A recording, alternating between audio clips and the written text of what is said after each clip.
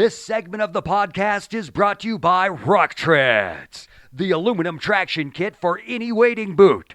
Official traction of the 2016 and 2019 World Fly Fishing Championships, and used by both Team USA and Team Canada, along with 24 other teams from around the world. Welcome to the show, guys. Just before we begin today's episode, just a quick reminder that the Fly Fishing Insider Media is offering our lodge promotional program. So if you're a fly lodge, fishing lodge, or an outfit that's looking to increase your bookings, get more clients, get more brand awareness, all that sort of stuff, we have a lodge program that we designed back in 2019. It applied it forward in 2020. It's proven. It gets more people to your lodge, gets you more traffic, all that sort of stuff. So our program is definitely works, and it's for you. So if you are that lodge and you want to get those numbers up, let us know. Reach out to us at the flyfishinginsiderpodcast.com. Leave us a message there saying who you are, and we will reach out to you, and let's see what we can do. All right. Welcome to the Fly Fishing Insider Podcast. I'm your host, Greg Keenan. This is Season 3 of the Fly Fishing Insider Podcast. In this episode, we aim to bring you the biggest and best stories from those who work and make our fly fishing industry truly great. The Fly Fishing Insider Podcast dives deep into the past, present, and future of all our guests, uncovering their amazing stories and journey.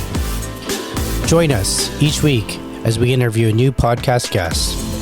Also, if you're new to the show or not yet a subscriber, make sure you hit subscribe after this episode. Welcome to the Fly Fishing Insider Podcast. Today, our guest, Henry Cowen. Henry, how you doing? I'm great, Greg. How are you doing, buddy? I'm really good. I am so pumped about this. You know, it's funny. We talked to each other before in 2020, and we've made this happen. It's here. It's ready. I am pumped about this interview because it's kind of like my fishing meets your fishing mix. So it's just a whole bunch of stuff. So yeah, I'm really excited. And for those that don't know, Henry, you are the Stillwater stripe fishing kind of guy down out to where you are. And I want to get into all that. So why don't you tell us who Henry Cowen is? Well, first of all, I want to say thanks for having me on the podcast. I'm glad you finally got to the bottom of the barrel because, I've been waiting, that commercial. Not only am I the president of Hair Club for Men, I also I'm that guy. I listen to the podcast, just so you know. Oh, I love it. So so that's it. But anyway, so I'm basically I guide for landlocked stripers here in Atlanta, Georgia, in the South. But I grew up in the Northeast striper fishing since I was a teenager back in the 70s. And so I've been fly fishing for these fish for, a long, long time. And then anywhere from when I grew up in New York, in Brooklyn, New York, right in the city. And we have a great striper fishery, but it's a saltwater striper fishery. And so I've grown up fishing for them from basically Maine all the way down through New Jersey and every state in between. And I was a pretty hardcore kind of an angler before I started conventional fishing for them at a younger age. And then when I moved up to Connecticut in 1988, by 1990, 89, 90, I started fly fishing for them, and I haven't looked back. And then eventually in 97, I married a Southern girl back in the mid 80s. And so I moved her home back to Atlanta, and my company that I worked for said, you need to move out of New York and, out of Connecticut and stop working in the New York office. And I'm like, well, where do you want me to go? And they said, we really don't care as long as it's not anywhere near New York City. So we looked at coastal areas, and I could not find anywhere along the coast that had a big enough airport for me to do my day job. But Atlanta did have a giant airport. It's obviously the largest in the United States. And so the question is, would I be happy? My wife is from Atlanta somewhat. She lived here for 10 years. And so the question is, could I be happy fishing in Atlanta? And being a saltwater guy, well, I found out they had landlocked stripers in here, made some calls, dug in to the information that I needed to know, and found that I could do, it's a little different than the way we do it up north, but I could definitely catch these things on a fly rod. And I've been down here for the better part of 23 years, fly fishing for landlocked stripers. And you finally got it figured out. No, I'm just kidding. You're killing it.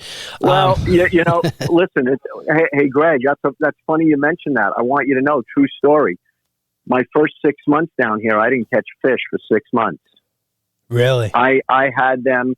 Oh yeah, because the patterns that we use to get them in the salt are totally different than the patterns that's exactly right. And so, it's just, it's a learning curve. And it took me 6 months to figure it out. And then lo and behold, over time, I started talking to other anglers about it. And one of my very dear friends, Dave Whitlock, who lives in Oklahoma and has been striper fishing that Arkansas, Oklahoma, Texas, that southwestern part of the country. He had the same experience as me. He goes, I didn't catch fish for 6 months. I said, me neither.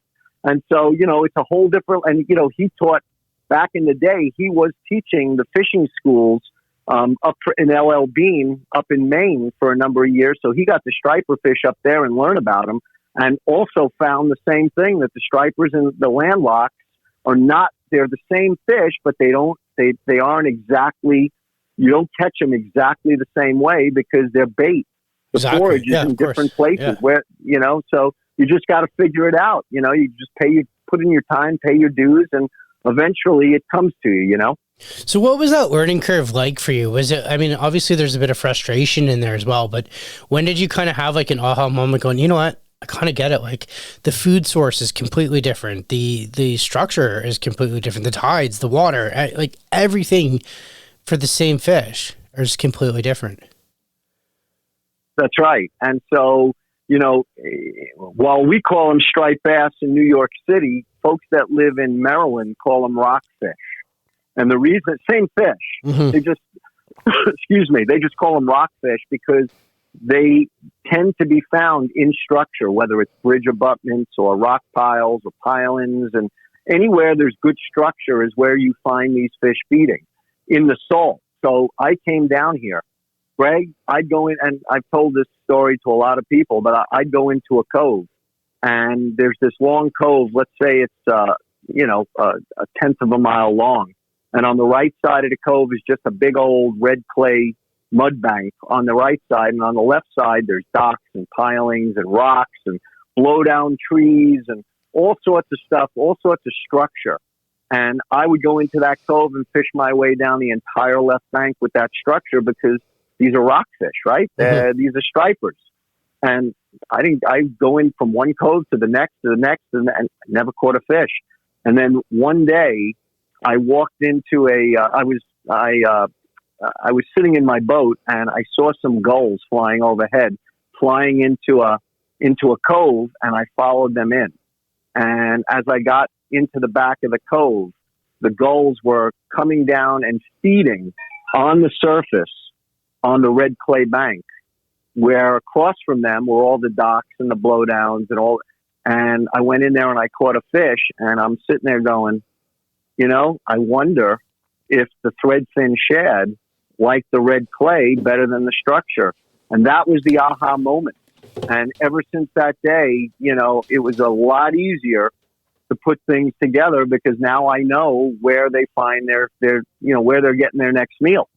And so that was kind of the aha moment for me. And then my second aha moment, which sort of cheating, but it was an aha moment, about a year and a half, 2 years later, I'm out on the lake one day, and I was the only guy striper fishing with a fly rod down there. And, guys would come by, the guides that were on the lake would all come by that were bait fishing and go, hey, Henry, there's no trout in this lake. This is a striper lake. And, that I hear all that kind of razzmatazz from the guides, but, it was said lovingly, of course.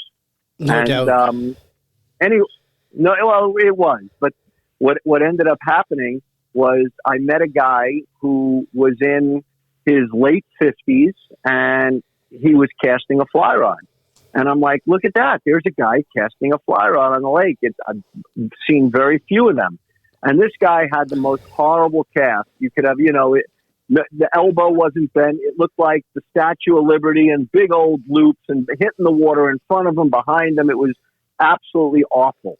And so at the end of the morning, I drove my boat up to him and I introduced myself and I said, you're not using the right line. Let me see what fly you've got on. And he had a big old chartreuse woolly booger and like a 1/0.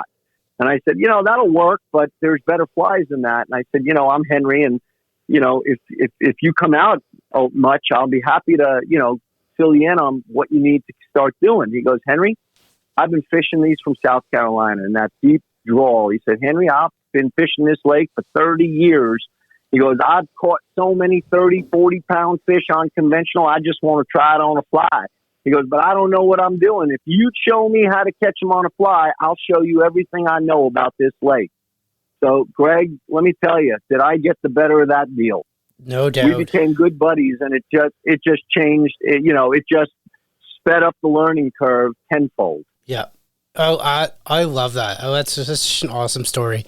It's so cool how stripers, because they just act different in Stillwater. I mean, any fish does, in a Stillwater environment. And I find compared to where they are up in the north, like in the ocean, what are the food sources? Like, what was some of the learning curves that you had to learn and focus in on? I mean, obviously the number one is the food sources, and the patterns and the flies were completely different as well.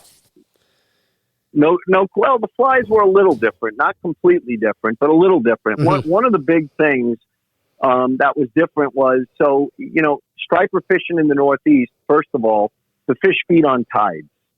So you learn your tides, and you can very quickly figure out where the fish are going to be and when you can catch them. You're going to find that out from not catching fish as much as when you're catching fish, because it's all about making in your head a tide clock, knowing that if you go to this spot or this spot, this is the tide they usually feed on. And from going there several times and not catching them, and going there several times later on a different tide and catching them, you kind of put two and two together. Well, we don't have tides on Stillwater. No. Impoundments don't have tides, so the fish move, and they move a lot just to where the bait's moving. Everything is based on water temperature. For Stillwater stripers, whether you're fishing in a river or in an impoundment, in a lake, it's all about water temperature, because whatever happens to the water temperature, the bait, the forage, the threadfin shad and the gizzard shad, which are a herring-like fish, they react to that water temperature, and that tells you where they're going to be. So whether they're going to be in the back of the creek and up on the bank, or they're going to be in the river channel, or they're going to be sitting on humps, or they're going to be sitting on blow-throughs and saddles, or are they going to be on points just that are near the channel, or long tapered points that are shallow and eventually drop off? There's all different patterns of where you can find these things, and those patterns change based on water temperature. And the greatest thing of all, Greg, is that I live in Georgia, and my good friend Blaine Chocolate lives in Virginia, and Dave Whitlock lives in Oklahoma, and the three of us are, hundreds of miles apart from one another, and yet our patterns are exactly the same. We all find the same problems, and we've all figured out the same wins, so to speak, to make it happen. The only thing that changes is when we're coming out of the heat of the summer, the guys up in Virginia, because they're further north than Georgia, they cool off quicker. So his pattern happens before me, and I'll follow his pattern based on, because it's water temperature. Yeah. Conversely, when we're coming out of the winter, it heats up quicker in Georgia, so I'm going to start hitting the pattern before him. But we can call each other and say, so what are you up to right now? We got the fish are on the flats right now. Yeah, we just ended that one. Our fish have moved to humps because it warmed up so much. They're in deeper water. Yeah. So the fish, the fish don't know where they live, but they all act the same in these still water environments. Yeah. So that's the biggest learning curve, It is, and it takes a long time to master that, no doubt. But when you do, I mean, it's hold on, right?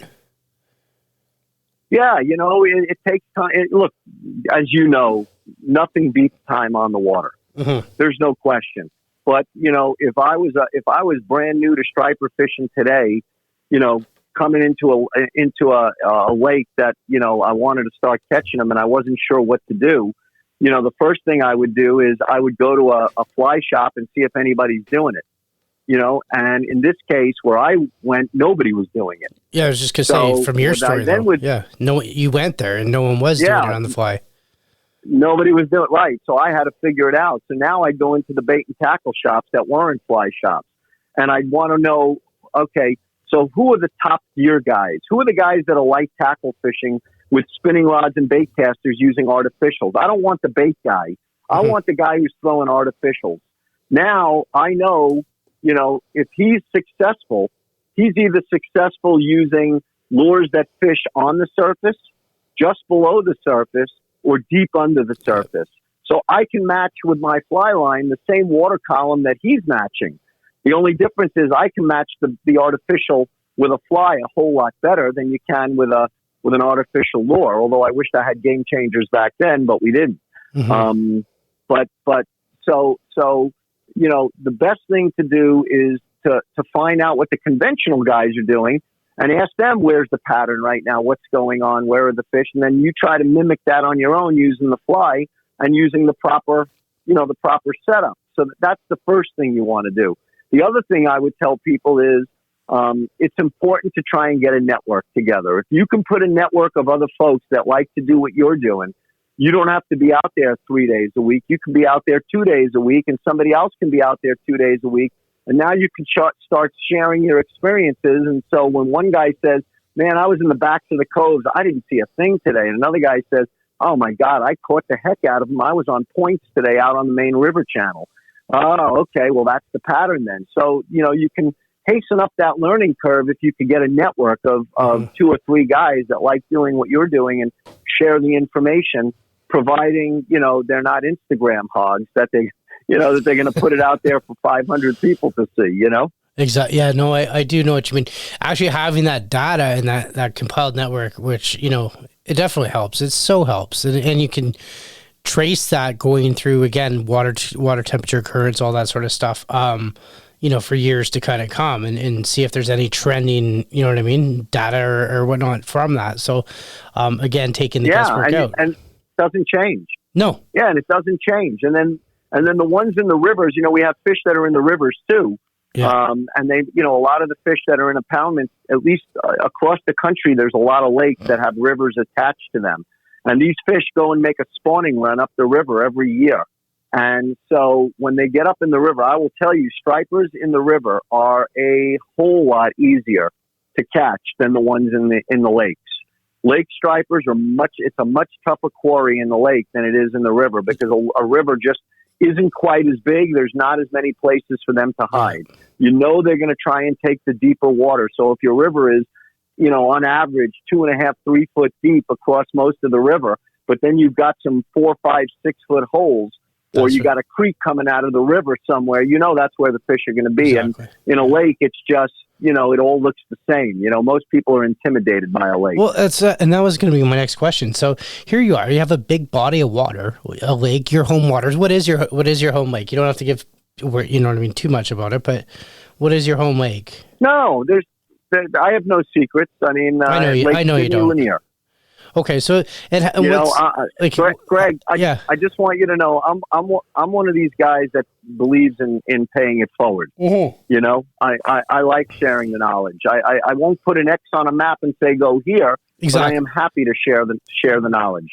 You're like myself, Henry. I'll tell you the name of the lake. I'll tell you the name of the fly that I used, and you know what? Figure it out from there. That's a lot of information. Here's something that I asked. So you look at a big body of water, like a lake, and again, from a Stillwater point of view, from where I'm at, and I remember in my early days, getting started in Stillwater, I mean, it's a bit intimidating to many people. I mean, where do you go? Where do you start? How do you start? What line, what rod, a million questions go through your mind, and all you want to do is catch a fish. So I've learned some ways to dissect a lake, essentially, to find fish. And what are some of the ways that you dissect a lake to find, or where you would find those fish? Like where, what are some ways to process of elimination? Like you said, in the river, the holes and, creek and mouth beds and stuff like that are where the stripers are in the river. How are some points in a Stillwater setting? So in a Stillwater, so the first thing you have to have in a Stillwater environment, you must have an electric trolling motor. That's number one, okay, on your boat. The second thing you need is a really good GPS fish finder, a dual fish finder GPS. That is essential. And I will tell you now, I know this is going to sound like a cheesy plug. Everybody's making good fish finders today, okay? All the companies, you name the company, there ain't a bad fish finder on the market. But I will tell you that Humminbird is making, in my opinion, the best fish finder on the market. Now, yes, I am with Humminbird sponsored wise, but I will tell you why they are making the best fish finder on the market. So just so I know, Henry, what model do you use of Humminbird? I use the Helix. Yeah, the Helix. Now they also make the Solex. The Solex is the top of the line, and that's a great one. That's a $2,000-$3,000 machine. Yeah. I'm using machines that go for anywhere from $400 to $1,000. Yeah, the Helix is a fantastic Helix. one. I use the Helix 10 on my lake, okay? And I'll tell you why. I'll tell you what the difference is. Here's the game changer for me on the Humminbird. When you have it on sonar and you're looking down to see where, is there bait, are there trees, are there fish, whatever you're looking for on your sonar. I don't care if you're using a Humminbird, a Lowrance, a Garmin, a Ferrino, any of those. They're all good units, okay? The difference, the game changer on the Humminbird is they have a GPS chart that is called Lake Master. And it's proprietary. It can only be put on a Humminbird unit. And that Lake Master chart is a game changer for me in that. So here's a perfect example of why that Humminbird can save the day. In the fall, before we get our topwater bite in the month of October. So in September, the fish are coming out of the deep water and they're starting to get up a little more shallow where we can catch them on flies and on lures from being down 30, 40, 50 feet all summer during the hot weather, because that's where the coolest water is and the thermocline in the lake is. So now all of a sudden we're coming into September and the fish are starting to come up a little higher. And one of the places to go early in the season in September, and that's early for us because I don't fish. That's the start of my season. I consider my season September to May. That's when I'm doing my fishing. So early in the season, the fish will get on humps. And a hump is a piece of land underwater that just comes up like a hill. Yeah. Okay. Exactly. So I could be in 50 feet of water, and all of a sudden, in the middle of nowhere, there's a high spot that's the size of, let's call it let's say it's a parking pad. Okay. And it's the size of a parking pad at your house where you could put 6, 7 cars, and it comes up to 20 feet. And around that hump, it's 25 feet of water. These fish love to get on humps and stay around humps in the month of September and October in 20 to 25 feet of water. Now, some lakes, like my lake, there are many humps that are marked by the Corps of Engineers that manages the lake. They'll put a big old white, sign, a stick in the water with a big white buoy over the top of it. And that will tell you that there's a hazard there. Well, that hazard is a hump. Okay. But not all humps are marked. There are the ones that come up to 4, 5, 6 feet of water are marked so that, we know no boat goes over there and tears up their lower unit. But there's a lot of humps on the lake that never get higher than 18, 16 feet, and the Corps doesn't need to mark those humps. And those fish get on those humps. Yeah, they're prime. Those are prime because they don't get a lot of pressure. So the question is, how do you find those? Well, the Humminbird unit has on the Lake Master chart has something called contour highlighting, where if I push the button for contour highlighting, it's going to ask me to give it a range. What range do you want it to be? And I'll put in 20 to 25 feet. Now, where I'm looking on my Humminbird and the entire lake shows up as blue, anywhere that's 20 to 25 feet shows up Kelly green. The entire lake, every hump on the lake just came to life for me. Yep. You don't see that on other units. I need that. So I need that. I'm going to have to talk to you about that because, everybody needs that, Greg. Everybody. If Well- you know, it's an unbelievable piece of GPS software that they put in to their units. And I am telling you, I had a guy come from Arkansas fishing Beaver Lake, came into Atlanta on business, said, Henry, I want to take you out. He goes, you know, when the fish are on top, I can catch them, but when they're not on top, you know, I don't know where to begin to look. So he came out with me, and he came out with me in October, just in the beginning of our topwater season. And I said, you know, we're going to wait and see if the fish come up today, but if they don't, we're going to catch a few fish casting around humps. And I showed him the Humminbird unit with the contour highlighting, and lo and behold, the fish never really surfaced that day.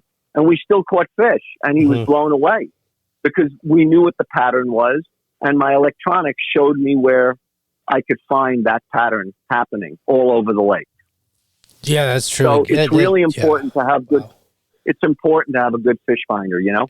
I agree with that for sure. And it's so funny, and I'm so happy that you mentioned that because that's what I use my fish finder for. Not once did you mention, you use it to find fish. You're using it to find structure because we know the fish are on the structure, and that's super cool. That's exactly right. Exactly. I mean, and I use my fish finder for depth quite a bit, and that's just because indicator fishing and making sure that I'm at the right depth and my leader is at the right depth. Do you know what I mean? Like that's what it's for. Yeah. Greg, I have a point on my lake that you can see the white reef marker and a river. You know, my lake actually has two rivers that run through it, the Chattahoochee and the Chestatee, but the Chattahoochee is the bigger part of the lake.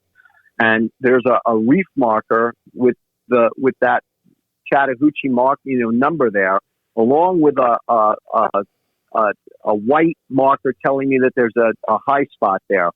And if I tell you that from that high spot, I can go out somewhere in the neighborhood of 500 feet from that marker and still be in 19, 20 feet of water. Wow. It just slowly goes out from 3 feet to 5 feet to 7 feet to 9 feet to 12 feet. And you can go 500 feet off, and then all of a sudden, at 24 feet, it drops off to 40. I can tell you that it will show that where the green is on my Humminbird.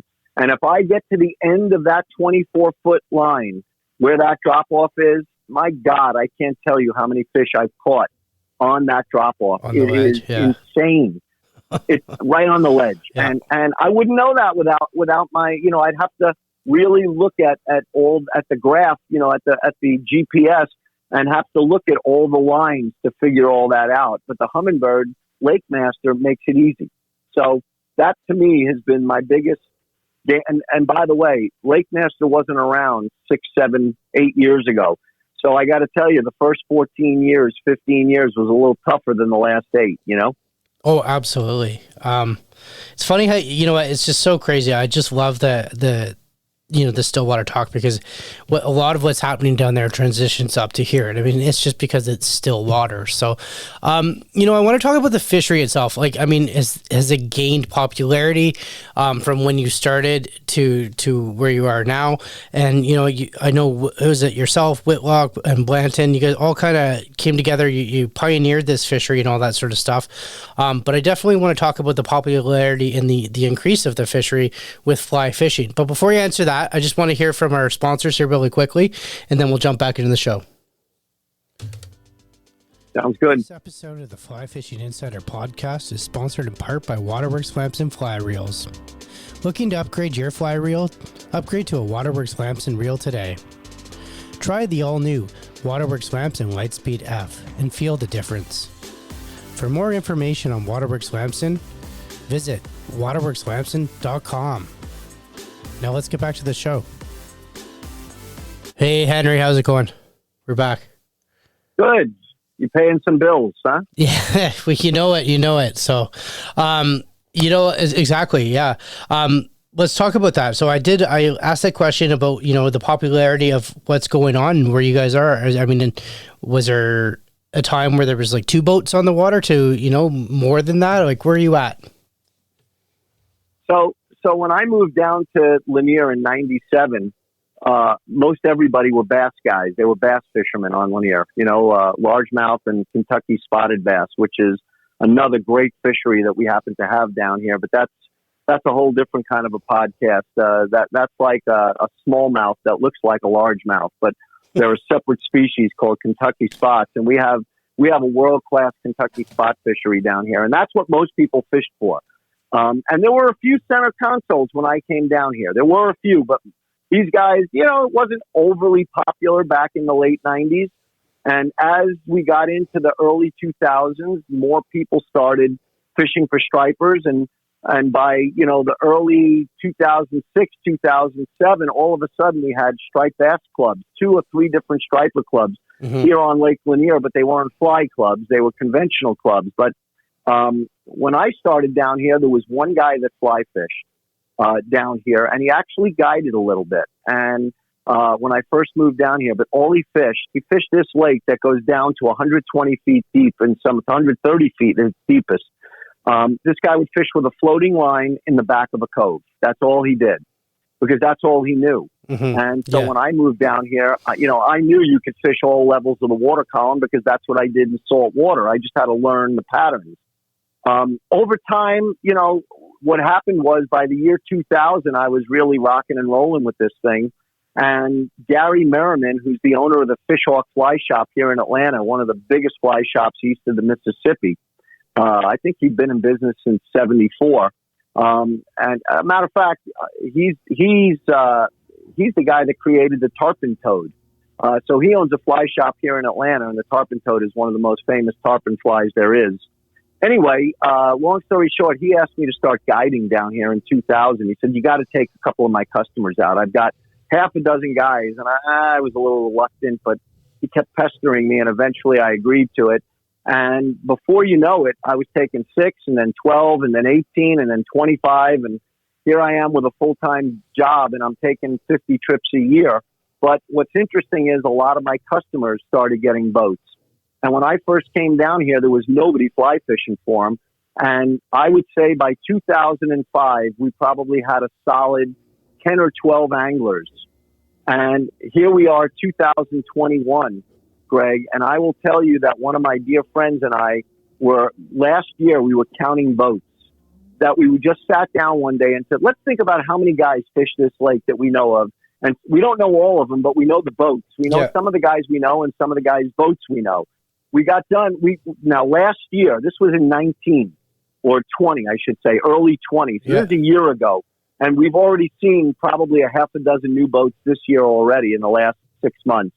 But I would tell you, we stopped at 90 or 92. So there's over 100 guys that will bring their boat to Lake Sidney, Lanier in Georgia and fly fish for stripers. It's incredible. It's just incredible. We've really, I would be bold enough to say that while this fishery has gained popularity all over the United States, Lake Lanier is ground zero for fly fishing for freshwater stripers. No question. Interesting.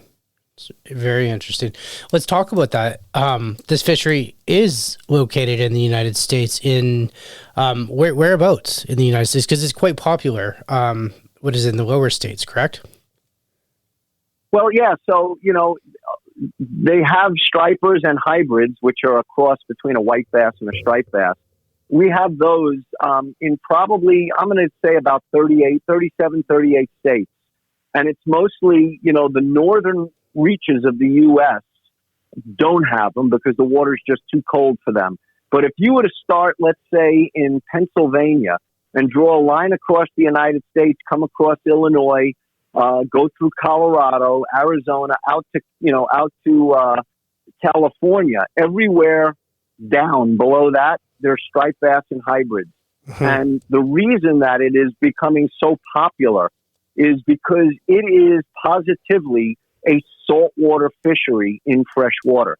When you see the birds diving and the fish exploding on top, you would think you're in, whether you're in Florida for Spanish mackerel or false albacore, or you're in New York fishing for striped bass and bluefish, or you're in California or in San Francisco Bay out, in the ocean there catching them. It feels like a saltwater fishery. And the only difference is, the boat don't rock. Yeah. Yeah, I was gonna say it's what we're in still water. You know. Well, I mean, what type of boat do you use? What type of boat do you have?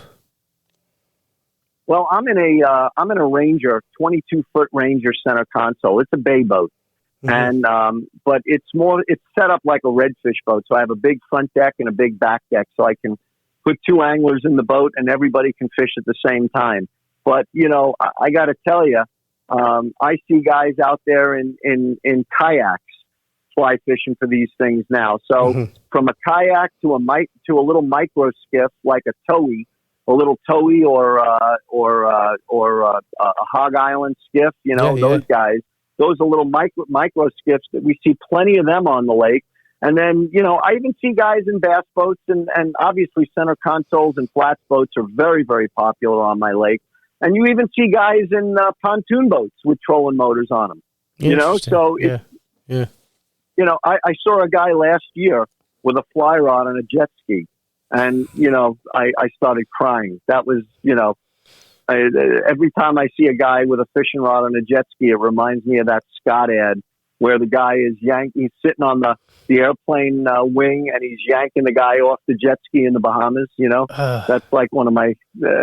It just, that's the curse of the lake is the jet skier. That's hilarious. That's actually hilarious. Like, I get the whole, I mean, I don't really get it, but I'm understanding the whole like paddleboard kind of thing with the fly rod, but a jet ski like that. Yeah. There's a first for everything. Yeah. It's horrible. I haven't seen one with a trolling motor on it. I've not seen one with an electric trolling motor, so a jet ski until that happens, it doesn't count. I love that. A jet ski with an electric troll. You know what? There's going to be a mod out there. Someone's going to do it. I know. Somebody's going to put one somewhere. I don't know where they're going to put the bracket, but they'll figure it out, Yeah, they'll just have the passenger hold it. Who knows?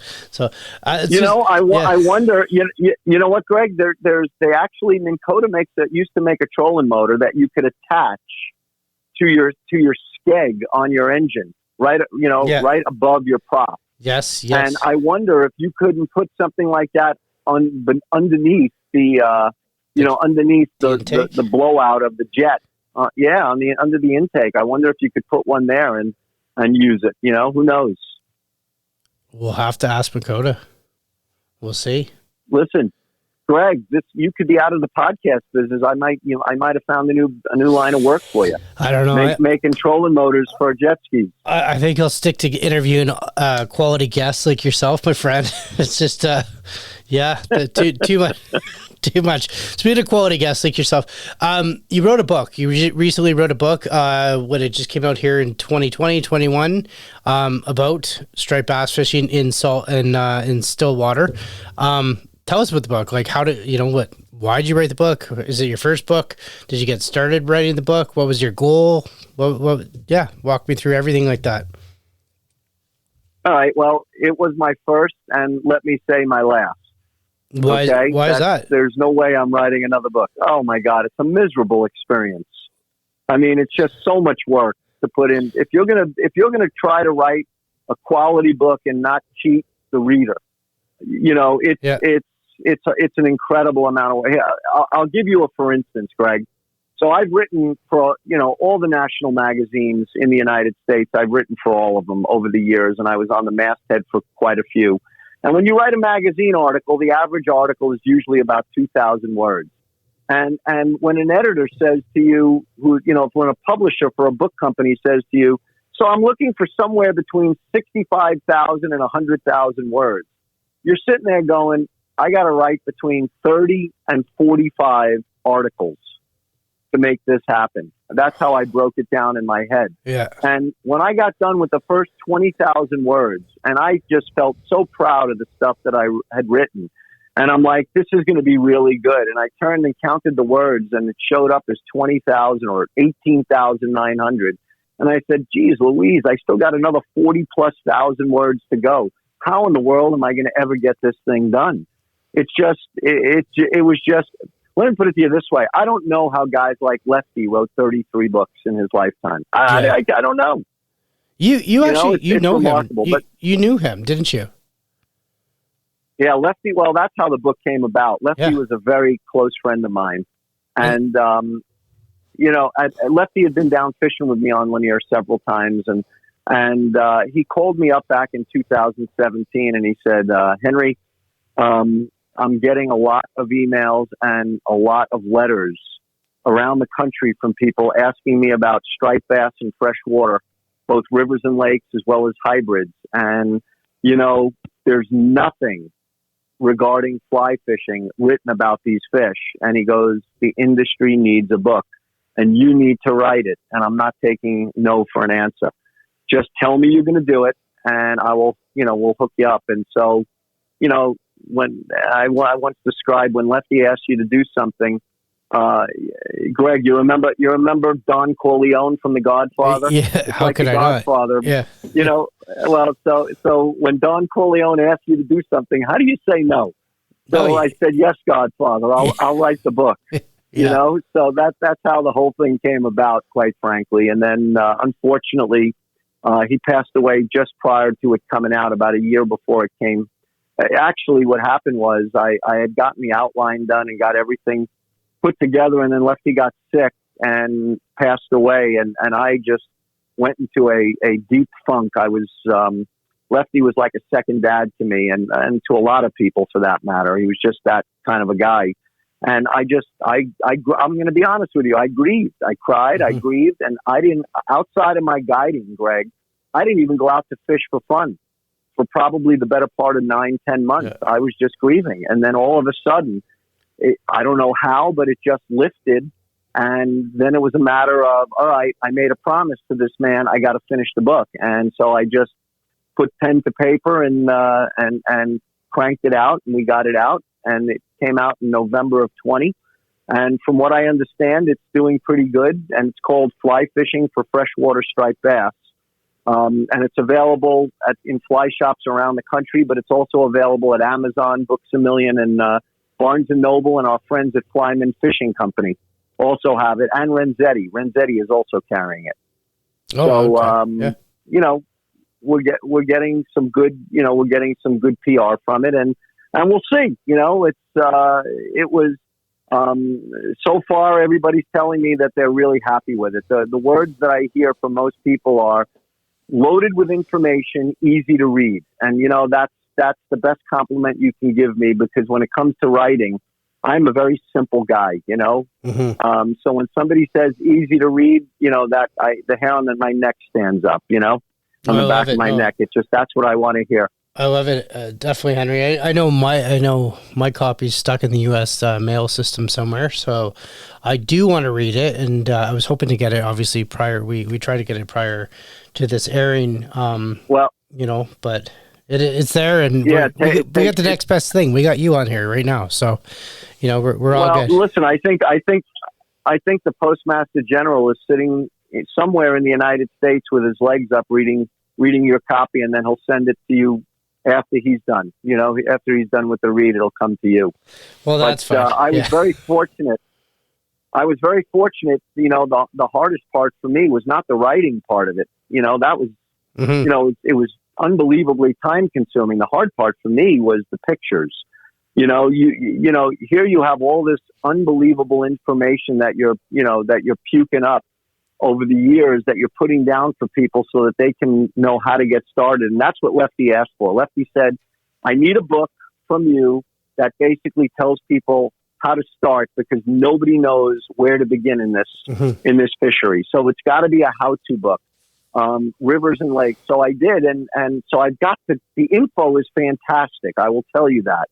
The pictures, that was the daunting part of the experience for me. But I happen to have been really lucky, because there's two photographers that are outdoor photographers that live here in Georgia that do an outdoor lifestyle for photography. One is David Cannon, who works for Cabela's, and he's a professional photographer. And the other one is Josh England. And Josh has written for just about every major fly fishing magazine. He's he's had photo essays for just about every major fly fishing magazine you can name. He's been in, from Fly Fisherman to the Drake to American Angler to Fly Tire, you name it, Eastern Fly Fishing, Western. It's been so these two guys were both customers of mine many, many years ago. And when they were younger. And so before they carried a camera around, I got them both their first striped bass. And over the years, these guys, one of them became an addicted striped bass angler, and the other one just became just an unbelievable outdoor photographer. And so between the two, they opened up their libraries to me and said, whatever you need is yours. And that was the weight. That was the aha moment, as you would call it, on the book, where the weight was lifted off my shoulders, because I had two professional photographers, offering me up anything I needed. Definitely. I love that. I love that, how it came around full circle, from that. And I know David, we had him on the show as well, and he's just such an awesome guy. I can't thank him enough as well. He does so much for us in small ways that, he thinks we might not always see from the shadows we see, but it's great. And it's so funny, that they can do that. And they've come around now to help you out, and making sure that you got to finish your promise to Lefty on this as well. So that's, again, full circle, awesome stuff. Love it. I just, it's great. Yeah, it's good. Listen, Greg, I was very blessed to have that. And that's what helped put the whole thing together. And I'd say 75% of the photography is Josh England's, and about 10 or 15% is David Cannon's. And, again, David had just unbelievable river footage for me, and Josh had unbelievable lake footage, some river footage too, but, the drone shots to explain when we talk about fishing a pocket or fishing a blow through or fishing a long tapered point, you have drone shots that show you from above what this stuff looks like, so you can find it on your own lake. So, what was important to me, Greg, when I wrote the book, was I didn't want a ton of hero shots, people holding up fish. That's not what I wanted. I wanted this to be the book that taught people how to get out there and figure it out. And so that was, and then, the nicest, once that was all done, at that point, Dave Whitlock agreed to write the foreword to the book, as well as donate some illustrations for the book, some of his artwork. And so between him and Dan Blanton, they both read the book and came back to me and said, Henry, you nailed it. He goes, you nailed it. And you know what? Those are the pioneers. I helped popularize this fishery. There's no question, but these are the pioneers. And for those guys to say, you done good, that's all I needed to hear. No, that's awesome. And how do you follow that up? I mean, I really am speechless for that, which is kind of rare for a podcast host. I mean, that's honestly where you want to be. So Henry, with that said, then let me ask you this. If the audience wanted to learn more about this fishery, they know where your book's at, they wanted to reach out to you, ask you about it, learn about it, where can they do so? And what would your advice be to that person? Well, they can certainly go to my website and reach out to me on my email from the website. If they go to www.henrycowen, Cowen, flyfishing.com, they can email me right from my website. And yeah, I'm always, listen, I get a lot of calls and a lot of emails from people all the time, and people will get on my Instagram page, which is just Henry Cowen, one word straight across. And, I get message from guys all the time asking me stuff. I'm on Smith Mountain Lake, and, it's the winter and the water is 43 degrees here. I'm not finding fish. And I'm like, yeah, dude, you need to go a little further, away from upriver, go downriver away a little further, where you got to find that warmer water. And, we have questions like that all the time. And I'm happy, like I said, when these fish all do the same thing in different areas. So I could talk to a guy in Arizona or Utah just as easy as I could in Colorado for hybrids, or in Pennsylvania, and we're all doing the same thing. It's just a matter of where are you on the pattern, and we can help walk you through that stuff. But the book, Greg, I promise you, that's all in there. I mean, extensively talk about what the patterns are supposed to be, what the water temperature is when these patterns occur, what the next pattern is after that. I mean, it's all perfect. all referenced in there. And I really wanted to point that out, that, you know, I mean, that is where it's key is, you know, if you are getting started in it, definitely reach out for the book, get yourself a copy of the book. You know, and that's such a great resource and a great starting point. So for sure. You know what, Henry? Well, Greg, the other thing. Yeah. I was just going to say the other thing, which is really a nice compliment from the guys here in Georgia. A lot of the guys that don't fly fish, that just want to catch them on artificial, they want to get away from bait fishing, and they want to catch them on artificial, have all both bought the book, because while it's 9 chapters of telling you how to do this and where to find them, what lakes around the country and rivers and yada yada, but the thing is, there's only about 1.5, 2 chapters dedicated to fly fishing. The rest is about the fish and how to find them and locate them and catch them. So that's, you know, even though it's entitled Fly Fishing for Freshwater Striped Bass, you know, we could have just as easily called it Fishing for Freshwater Striped Bass, and you'd get as much out of it if you weren't a fly angler, you know?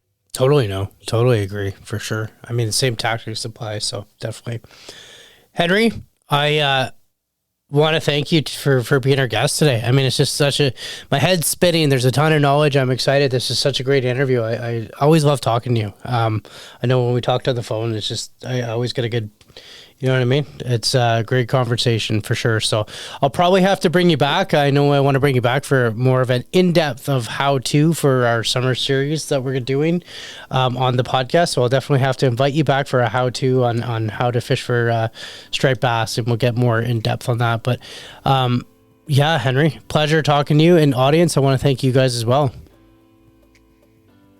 Well, Greg, I appreciate you having me on, and I'm just letting you know I'm not doing any more podcasts unless I get a steelhead trip out in BC from you. Well, we can make that happen. Definitely. We'd love to get you up here. You just got to talk to your new president and tell him to get those borders open. There you go. All right. There you go. All right. Thanks, guys. I want to thank you guys as well. Thanks again for having me, buddy. You bet. Anytime, buddy. Bye. You've been listening to the Fly Fishing Insider podcast. If you enjoyed this episode, tell us by liking this episode and subscribing to the show. Also, don't forget to follow us on Instagram at Fly Fishing Insider Podcast. See you next week.